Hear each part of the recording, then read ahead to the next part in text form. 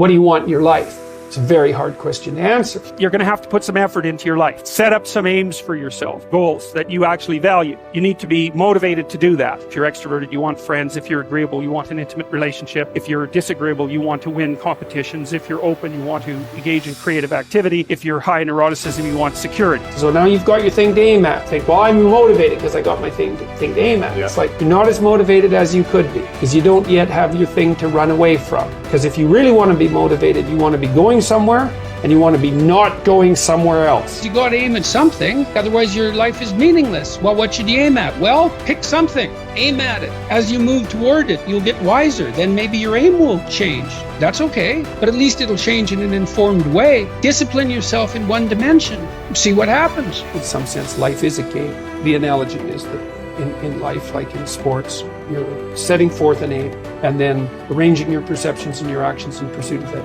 And that you also generally do it while cooperating and competing with other people.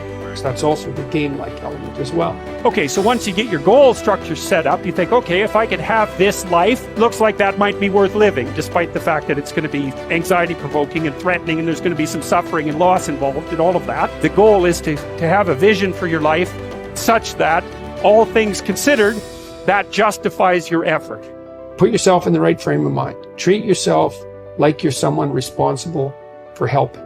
You're someone that you are responsible for helping. So what that means is you have to start from the presupposition that despite all your flaws and insufficiencies, that it's worth having you around and that it would be okay if things were better for you. It's like if you want to have everything you could possibly want and more, then be a good person. The better a person you are, the more likely that is to happen. That doesn't mean that you're completely protected against getting cut off at the knees, but there's no better strategy. Then what do you do? Well, then you turn down to the micro routines. It's like, okay, well, this is what I'm aiming for. How does that instantiate itself day to day, week to week, month to month? And that's where something like a schedule can be unbelievably useful. Google Calendar. It's like, make a damn schedule and stick to it. Okay, so what's the rule with the schedule? It's not a bloody prison. That's the first thing that people do wrong. They say, well, I don't like to follow a schedule. It's like, well, what kind of schedule are you setting up? Well, I have to do this, then I have to do this, then I have to do this, and then I just go play video games because who wants to do all these things that I have to do? It's like, wrong. Set the damn schedule up so that you have the day you want. That's the trick. It's like, okay, I've got tomorrow. If I was going to set it up so it was the best possible day I could have, practically speaking, what would it look like?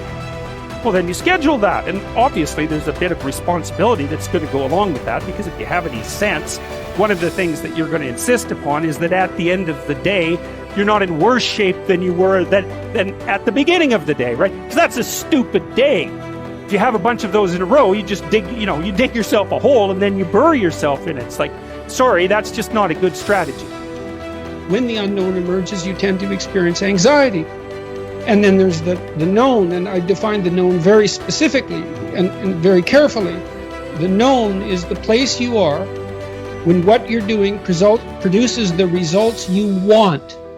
And I say want because that brings motivation and emotion into the game. So you're motivated to pursue something. You pursue it, and what you want happens. Not only do you get what you want, but you get validation for the structure that governs your perceptions and your actions.